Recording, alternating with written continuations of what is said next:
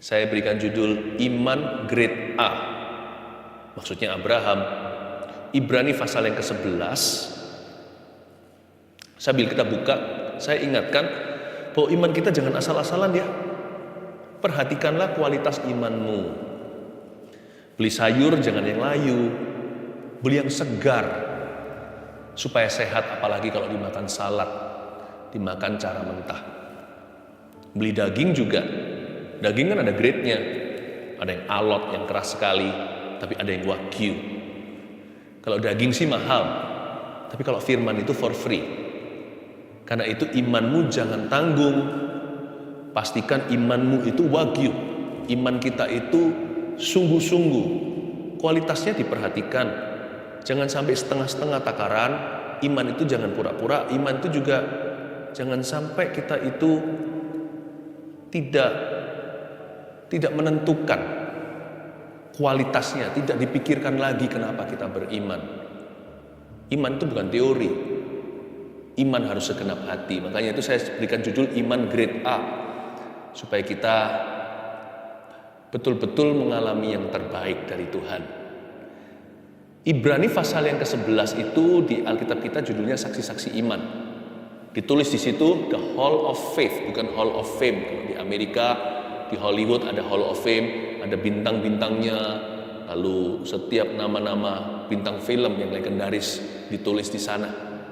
Ya. Tuhan juga punya, tapi bukan Hall of Faith, Hall of Fame, tapi Hall of Faith. Tuhan mencatat orang-orang yang merupakan saksi-saksi iman. Mereka lah orang-orang yang menorehkan sejarah dalam kehidupan orang lain dan dalam kerajaan Allah. Dan Tuhan mau melakukan yang sama dengan Anda. Saya berani katakan Ibrani 11 ini harusnya tidak ada konklusinya. Karena Tuhan Yesus sama dahulu, sekarang selama-lamanya. Tuhan akan repeat order. Kemuliaan itu akan Tuhan lakukan dalam kehidupanmu. Tapi syaratnya iman jangan asal-asalan. Iman juga nggak boleh ikut-ikutan. Pastikan iman Anda grade A, yang terbaik. Yang terbaik gradingnya. Ya, kita sekarang baca terlebih dahulu hanya beberapa ayat saja yang saya cover hari ini. Ibrani 11 ayat 8 sampai 10. Kita baca seluruh. Karena iman Abraham taat ketika ia dipanggil untuk berangkat ke negeri yang akan diterimanya menjadi milik pusakanya, lalu ia berangkat dengan tidak mengetahui tempat yang ia tuju. Karena iman ia diam di tanah yang dijanjikan itu, seolah-olah di suatu tanah asing, dan di situ ia tinggal di kemah dengan Ishak dan Yakub yang turut menjadi ahli waris janji yang satu itu. Sebab ia menanti-nantikan kota yang mempunyai dasar, yang direncanakan dan dibangun oleh Allah. Kita lihat di ayat yang ke-8 terlebih dahulu. Karena iman Abraham taat. Kalau imannya asal-asalan, dia nggak mungkin sampai ketaatan. Kalau imannya ikut-ikutan, dia pasti ragu-ragu. Dia bulat hati itu. Karena iman Abraham taat. Jadi dia bukan hanya sekedar yes man, melakukan instruksi. Bukan hanya dia sekedar taat buta. Fondasi landasan taatnya adalah iman yang bulat. Karena iman, because of faith and by faith, Abraham taat ketika ia dipanggil untuk berangkat ke negeri yang akan diterimanya menjadi milik pusakanya. Kalau kita disuruh seperti Abraham pergi ke suatu negeri yang pusaka, suatu negeri yang mengalir dengan susu dan madunya, siapa nggak mau? Kalau kita baca kalimat berikutnya, baru kita lihat iman Abraham ini grade A, imannya luar biasa. Lalu ia berangkat dengan tidak mengetahui tempat yang ia tujui. Nah, ini yang membuat susah. Kalau suatu tempat yang menjanjikan, siapa yang nggak mau? Semua orang bersedia, tapi dia disuruh Tuhan pergi ke sebuah tempat yang dia tidak mengetahui. Dia menuju ke sebuah tempat yang dia tidak tahu. Dan itu yang membuat iman Abraham luar biasa. Nomor 1, catat itu, iman berangkat. Itu tipenya Abraham, iman grade A itu iman berangkat. Kalau kita tahu kepada siapa kita percaya, kalau Tuhan suruh, kita nggak ragu bukan karena perintahnya, tapi siapa yang memberi perintah. Kita itu beriman pada karakternya. Tuhan nggak akan bohongin aku, Tuhan nggak akan menipu, Tuhan nggak akan mengecewakan. Nanti ujungnya saya tidak akan kecele. Karena saya kenal siapa yang berfirman. Jadi iman itu bukan pada perintah Tuhan, tapi pada Tuhan. Karena itu perintahnya tidak sukar. Karena kita percaya pribadinya, karena kita percaya karakternya, karena kita percaya moralitas Allah itu sempurna, karena kita percaya maksud Tuhan itu mulia. Tuhan itu tidak ingin mencelakakan kita. Dia punya rancangan damai sejahtera, memberi kita masa depan penuh pengharapan. Tapi jalan ke sana seringkali kita tidak tahu tempat yang kita tujui nanti. Kita tidak mengerti. Tuhan bilang masa depan pengharapan, tetapi kok aku dituntun ke situ? Kok dituntun kepada kematian daging? Kok disuruh mengampuni? Kok disuruh ngalah? Kok disuruh mengasihi? Kok disuruh memberi? Mana susu madunya? Berangkat saja saudara. Kalau Tuhan berfirman, bertitah, dan Tuhan memberi instruksi kepadamu, jalan saja maju. Asal yang Tuhan suruh itu dalam firman dan tidak melanggar firman-Nya. Apalagi kalau tertulis jelas-jelas mengampuni, mengasihi, memberi, berdoa, itu tertulis kan? Udah nggak usah dipikir dua kali lagi. Ya nggak tertulis saja, asal dalam firman. Kalau itu kesaksian roh di dalam diri kita, Tuhan bilang maju, atau Tuhan berkata tunggu. Apalagi kalau diberikan konfirmasi, peneguhan-peneguhan, baik lewat kejadian atau lewat orang lain. Sebab kalau Tuhan mau melakukan sesuatu dalam hidupmu, Tuhan tidak akan membiarkan Anda meraba-raba, apalagi meraba-raba dalam kegelapan. Tuhan pasti memberikan rambu-rambu dan tanda-tanda. Tuhan akan melakukan sesuatu tanpa terlebih dahulu memberitahu para nabi. Bukan berarti kita disuruh cari nubuatan kemana-mana atau cari nabi dan nabi ya, bukan. Suara Tuhan itu seperti nabi bersabda, pasti ada peneguhan. Tuhan kalau bilang sama kita sesuatu asal dalam firman, tidak melanggar firman Tuhan. Tuhan gak pernah suruh kita berzina, Tuhan tidak suruh kita membunuh, Tuhan tidak pernah suruh kita korupsi, karena firman Tuhan berkata di 10 perintah Allah jangan mencuri. Tapi kalau itu dalam firman dan itu spesifik untuk hidupmu, tidak tertulis di Alkitab, kuliah di mana, sekolah apa, disuruh ngambil kedokteran, kita doa rasa seperti ada kerinduan. Kok memang Tuhan taruh itu ya? Gak pernah pupus niat itu. Kalau Tuhan taruh itu sebagai kesaksian di dalam hatimu, pegang teguh. Iman itu perlu langkah kaki. Ternyata iman itu bukan teori. Iman itu juga bukan perasaan. Iman itu ada kakinya. Kaki Anda yang beriman kepadanya. Dan kadang-kadang untuk kita beriman dibutuhkan a step of faith atau langkah iman juga. Abraham tidak akan mengalami semua kemuliaan Tuhan dan penggenapan setiap janji itu kalau dia tetap tinggal di kampung halaman. Dia langsung packing, dia langsung ngepak, dia langsung berangkat.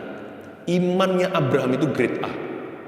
Sedangkan orang lain hanya berteori belaka, dia langsung melangkah. Ini orang luar biasa. Yang lainnya itu hanya grade B, grade C, grade D, atau yang fail sekalian, yang gagal. Iman Abraham itu A. Bukan berarti dia sempurna. Tapi orang ini nggak babi bu, nggak basa-basi. Tuhan bilang dia melaku. Itulah kira-kira bahasanya. Tuhan bilang sama dia sesuatu, dia jalankan tanpa ragu. Apakah iman Abraham selalu benar? Ya enggak. Kalau Anda baca soal Hagar, tetapi orang ini kalau sama Tuhan tidak membantah. Imannya iman berangkat. Garis bawahi kata itu tadi di ayat 8. Lalu ia berangkat. Garis bawahi kata berangkat dengan tidak mengetahui tempat yang ia tujui. Ada satu lagu bahasa Inggris yang saya dulu suka nyanyikan waktu saya baru terima Tuhan. Trust and obey, for there's no other way to be happy in Jesus. You must trust and obey. Trust and obey, for there's no other way to be happy in Jesus. You must trust and obey. Supaya kita bisa bahagia dalam Tuhan, mengalami janjinya. Gak ada jalan alternatif sih, gak ada jalan tikusnya. Just trust and obey. Dengan iman percaya dan taat melangkah. Melangkah di sini bukan dengan coba-coba, sekalipun Abraham tidak tahu destinasi akhirnya. Tapi Tuhan selalu tuntun dia berapa kilometer ke depan, sudah jelas dulu. Dia nggak bisa lihat sampai ujungnya, dituntun tuh perlahan-lahan. Saya nggak tahu apa yang terjadi 3 tahun akan datang. Tapi saya tahu rencana saya minggu depan. Saya serahkan ke Tuhan dengan banyak mempertimbangkan di dalam hati apa yang merupakan kehendak Tuhan. Saya jalankan sesuai dengan nurani yang bersih. Saya tahu apa yang saya mau lakukan bulan depan. Saya tahu apa yang saya mau lakukan esok hari, sekalipun saya tidak tahu apa yang akan terjadi. Iman kita itu harus action, harus beraksi. Tanpa action, iman itu mati. Yang kedua, ayat 9. Karena iman, ia diam di tanah yang dijanjikan itu. Ini sudah sampai nih ceritanya ini. Dia sampai ke tanah perjanjian. Seolah-olah di suatu tanah asing. Sekali lagi saya ulang dari awal. Karena iman, Abraham diam di tanah yang dijanjikan itu. Seolah-olah di suatu tanah asing. Dan di situ ia tinggal di kemah dengan Ishak dan Yakub yang turut menjadi ahli waris janji yang satu itu. Garis bawahi kata seolah-olah. Nomor 2, iman seolah-olah. Ceritanya Abraham nyampe nih. Dia sampai di the promised land atau tanah perjanjian. Tapi waktu dia sampai di situ, dia nggak gaya-gaya. Ini punya aku, Tuhan bilang begitu. Enggak, dia hidupnya sehari-hari dulu. Seolah-olah sebagai seorang asing di tanah itu. Padahal Tuhan sudah berikan ke dia. Tapi dia nggak sok-sokan. Nggak sok-sokan ceritanya. Karena iman, ia diam di tanah perjanjian itu. Seolah-olah suatu tanah asing. Dan di situ dia tinggal dengan anak cucunya, Ishak dan Yakub ceritanya. Iman seolah-olah. Iman seolah-olah ini gak bisa kita hanya begini. Action. Setelah action langsung nyampe. Enggak sih. Setelah kita itu beraksi, melangkah, kita dapat semua. Gak tentu juga.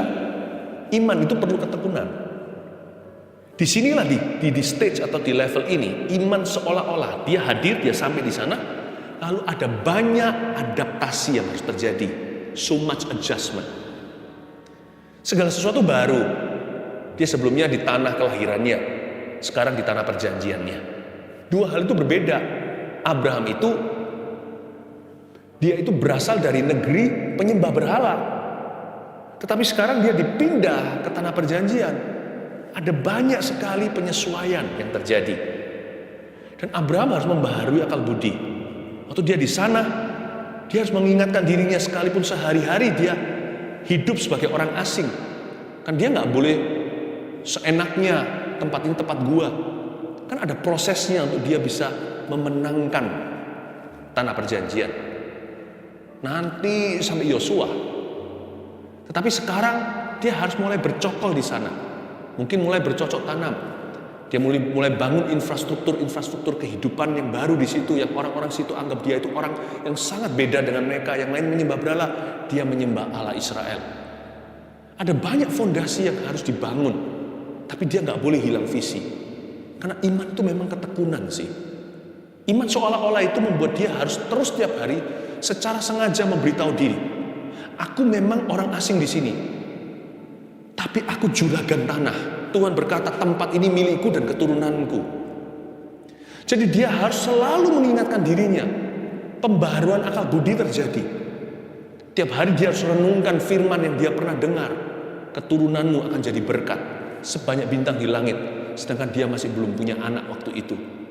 Sampai umur 100 tahun dia menunggu. Bahkan tidak ada anak satu. Anak perjanjian itu belum diberikan, Ishak namanya. Dia harus mengingat terus. Iman seolah-olah itu dia bukan pura-pura. Dia harus hidup di dalam dua dunia. Satu dunia realita. Di dalam realita dia tidak lihat janji Allah digenapi apa-apa. Tapi satu lagi di realita janji. Iman itu adalah bukti segala sesuatu yang kita, dasar dari segala sesuatu yang kita harapkan. Dan bukti dari segala sesuatu yang belum kita lihat. Dia harus seolah-olah sudah memperoleh itu. Wow, luar biasa. Otomatis apa yang terjadi? Iman Abraham akhirnya mengubah gaya hidupnya. Mungkin pada waktu Tuhan bicara sama dia, kamu akan punya anak di tanah perjanjian ini. Nanti kamu akan menjadi bapak bangsa-bangsa, keturunanmu jadi berkat. Umur udah 90 sekian, dia berkata, mana anak saya? Tapi dia berbuat seolah-olah segera dia punya anak. Mungkin dalam bahasa modernnya ini ilustrasi saja. Mungkin dia mulai beli dan baca buku-buku parenting. Mungkin dia mulai terima pengajaran-pengajaran gimana membesarkan anak. Anak pun belum punya. Tapi dia seolah-olah akan punya anak. Memang sih, kalau Tuhan bicara, Tuhan tidak pernah gagal. Anak pasti akan datang. Tapi dia harus masuk ke dalam dia harus masuk dalam sebuah kondisi hidup yang dia terjepit di tengah antara realita dan janji yang belum digenapi. Dan dia harus bertindak seolah-olah janji itu sudah digenapi. Nama pun diubah dari Abram menjadi Abraham, yang artinya bapak bangsa-bangsa. Mungkinkah dia sudah mulai siapkan rumah untuk anaknya? Mungkinkah dia mulai berpikiran sebagai seorang ayah? Dia mulai pikirkan nanti anaknya mau sekolah di mana. Imannya seolah-olah dia sudah jadi ayah. Karena itu ini penting sekali. Kalau Tuhan pernah berbicara dalam hidupmu, Tuhan mau memakai Anda. Bertindaklah, berbuatlah seolah-olah 1001 mata memandang Anda, sekalipun belum satu orang pun mengenalmu. Kalau Tuhan berkata bahwa pernikahanmu akan bahagia suatu hari, jagalah kekudusan itu waktu pacaran, bahkan sebelumnya kita latihan, supaya jangan sampai kekudusan itu dicemari. Berbuatlah seolah-olah pernikahanmu itu akan menjadi berkat, keturunanmu akan diberkati. No, aku tidak akan jatuh di dalam dosa seks. Saya bertindak seolah-olah pernikahan saya akan diberkati. Memang sih, kalau Anda percaya, terjadilah. Kalau Tuhan berkata kepada Anda, nanti karirmu itu akan sungguh-sungguh diurapi oleh Tuhan. Jangan asal-asalan sekolah. Bertindaklah seolah-olah sudah jadi orang sukses. Padahal masih di bangku sekolah ini. Di area inilah banyak orang yang imannya diuji, apakah sekedar teori atau dia serius sekali.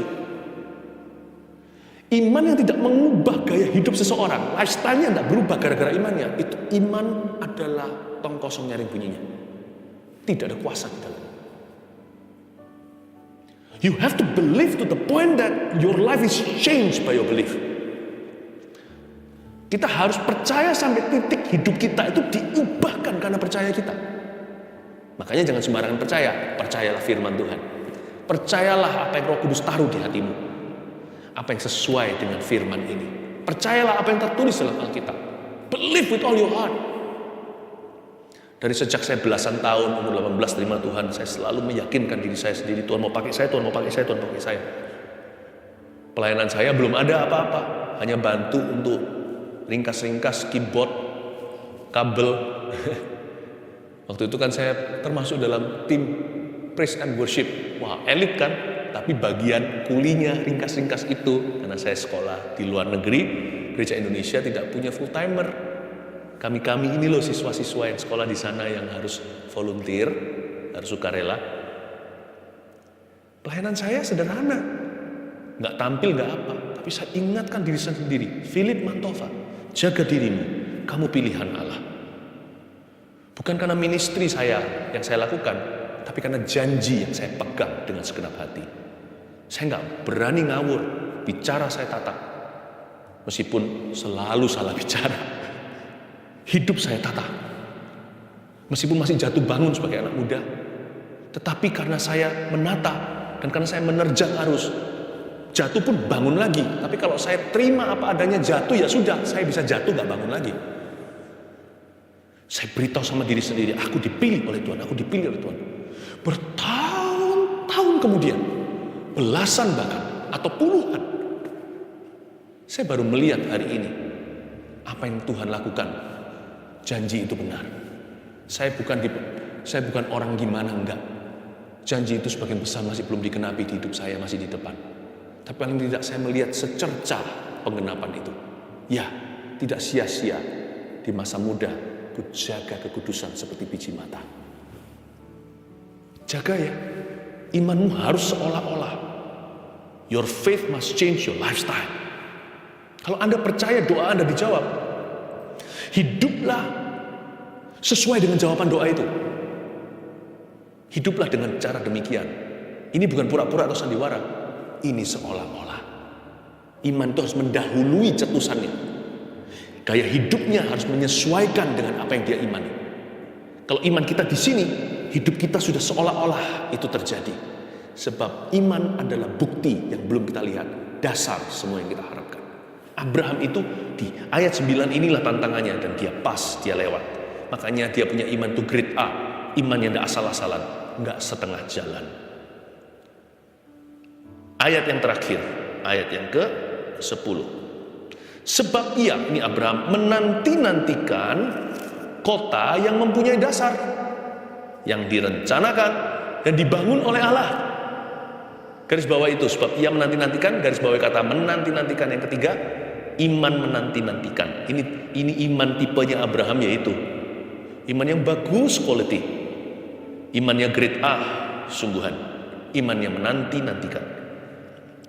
Kenapa imannya menanti-nantikan? Abraham itu hidup di masa depan.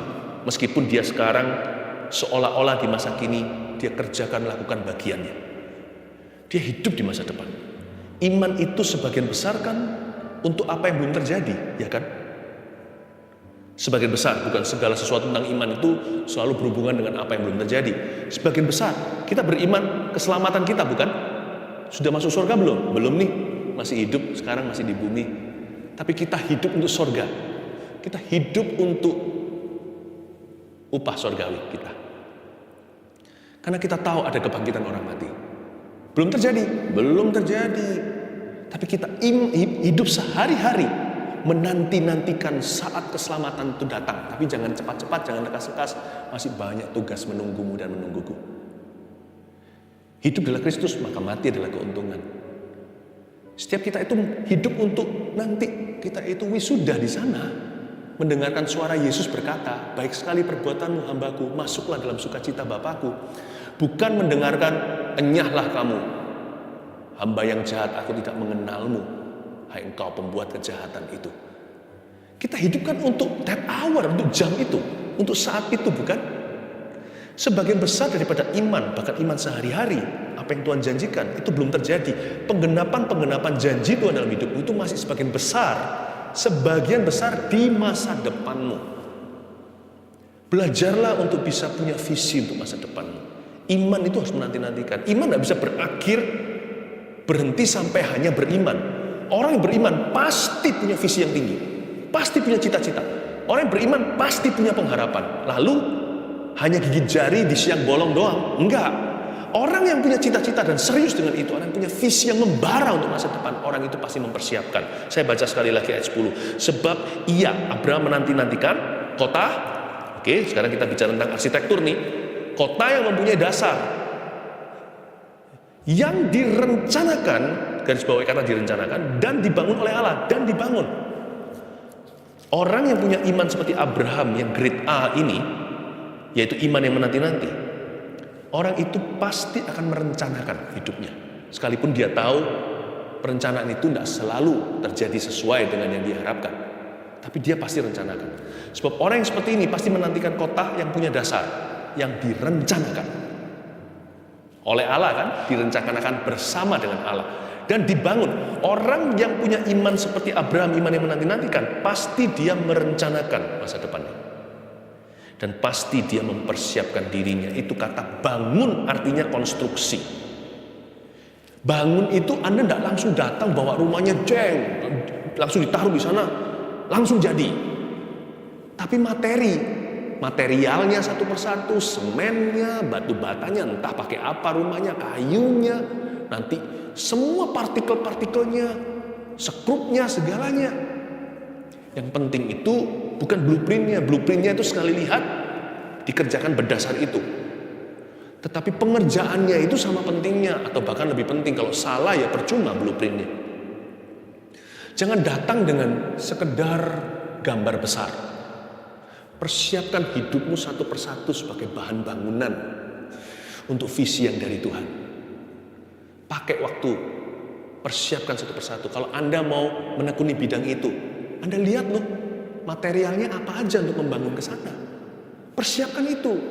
Pastor Philip, saya mau dipakai Tuhan sampai ke bangsa-bangsa. Ya belajar bahasa asing. Kalau Anda pernah menerima janji Tuhan mau pakai Anda di Jepang, ya belajar bahasa Jepang. Percuma bahasa kalau kita berkata aku mau dipakai di sana tapi tidak mempersiapkan bahan bangunan. Segala sesuatu kan direncanakan oleh Allah bersama dengan kita, dibangun oleh Allah bersama dengan Anda dan saya. Kalau Anda mau dipakai sampai ke bangsa-bangsa, perluas wawasan Anda. Kalau Anda mau jadi seorang pebisnis, maka harus mau tahu banyak perkara. Sekarang jangan hanya pokoknya taunya uangnya. Belajarlah bertanggung jawab. Kalau Anda mau jadi seorang, apa ya, satu persatu Anda ngerti sendiri. Yang penting itu bahan bangunannya. Iman yang menanti-nantikan itu bukan gigit jari, kita tunggu di sini pasif saja.